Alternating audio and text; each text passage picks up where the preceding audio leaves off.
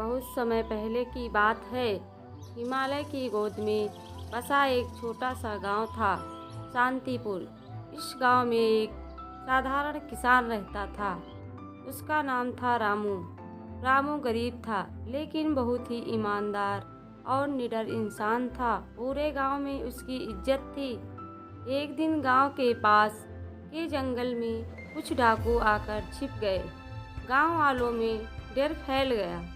कोई भी जंगल की तरफ जाने की हिम्मत नहीं करता था। एक सुबह रामू खेत पर जा रहा था, तभी उसे रास्ते में एक थैली मिली। जब उसने थैली खोली तो देखा कि उसमें सोने के सिक्के भरे हुए थे। पास ही एक चिट्ठी पड़ी थी, जिस पर लिखा था राजमहल के कर संग्रह के पैसे। रामू समझ गया कि शायद किसी अधिकारी की थैली है जो गलती से गिर गई है। वह बिना किसी लालच के थैली लेकर सीधा राजा के पास पहुंचा। राजा बहुत प्रसन्न हुआ और बोला, रामू, तुम चाहो तो यह सोना रख सकते थे, लेकिन तुमने ईमानदारी दिखाई। मैं तुम्हें इनाम देना चाहता हूँ। रामू ने विनम्रता से कहा, महाराज, यह मेरा कर्तव्य था।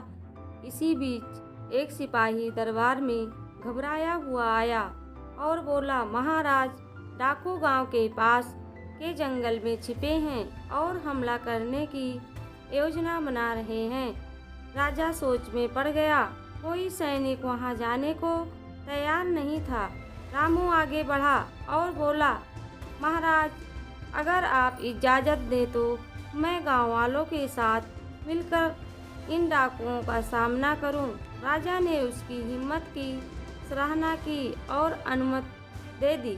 रामू ने गांव के कुछ निडर युवकों को इकट्ठा किया और योजना बनाकर जंगल में गया। रात के अंधेरे में उन्होंने डाकुओं को घेर लिया और उन्हें पकड़कर राजमहल के सिपाहियों के हवाले कर दिया।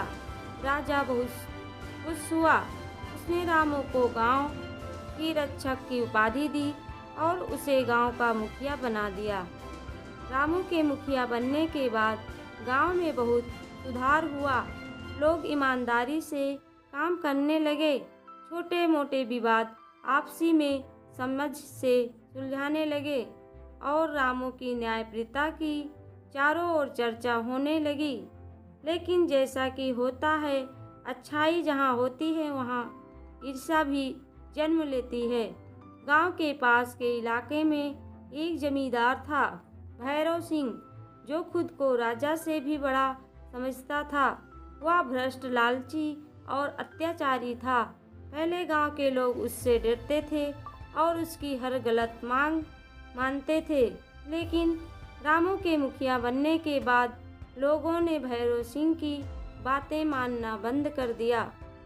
यह बात भैरव को बहुत चुभी। उसने सोचा, अगर रामू को हटाना है तो उसकी ईमानदारी पर ही हमला करना होगा। एक दिन भैरव ने अपने नौकर को राजा के खजाने से कुछ पैसे चुराने के लिए भेजा। फिर उसने दरबार में जाकर आरोप लगाया, महाराज, मुझे पक्की खबर मिली है कि रामू ने खजाने से पैसे चुराए हैं। राजा चौंक गया। उसने तुरंत रामू को बुलवाया। रामू ने पूरी सच्चाई बताई, लेकिन चोरी तो हुई ही थी। राजा को शक होने लगा। उसने कहा, रामू, जब तक सच सामने नहीं आता, तुम्हें मुखिया पद से हटाया जाता है। रामू ने हार मानी, ना दुख जताया। उसने कहा, महाराज, मुझे अपने आप पर और सच्चाई पर पूरा भरोसा है। मैं खुद इसका पता लगाकर रहूँगा। रामू ने रात दिन मेहनत की। वह चोरी के दिन चश्मदीद गवाहों से मिला, खजाने के रास्ते की छानबीन की और एक दिन उसने भैरव के नौकर को रंगे हाथ पकड़ लिया। वह नौकर डर गया और दरबार में सारी सच्चाई उगल दी। राजा को बहुत पछतावा हुआ। उसने रामू से माफ़ी मांगी और उसे फिर से मुखिया बना दिया गया। लेकिन रामू ने कहा, महाराज, अब मेरा असली काम शुरू होता है। मैं गांव के बच्चों को सच्चाई और बहादुरी की सीख सिखाऊंगा, ताकि कोई और कभी किसी भैरव सिंह से न डरे। रामू अब बूढ़ा हो चला था। गांव में उसने एक छोटा स्कूल बनवाया था, जहां वह बच्चों को ईमानदारी, बहादुरी और सेवा के मूल्य सिखाया करता था। उसका बेटा अर्जुन बचपन से ही होशियार और निडर था। रामू अर्जुन से अक्सर कहा करता था, बेटा, इंसान कितना भी बड़ा क्यों ना बन जाए, अगर उसका चरित्र सच्चा नहीं है तो वो सब कुछ खो देता है।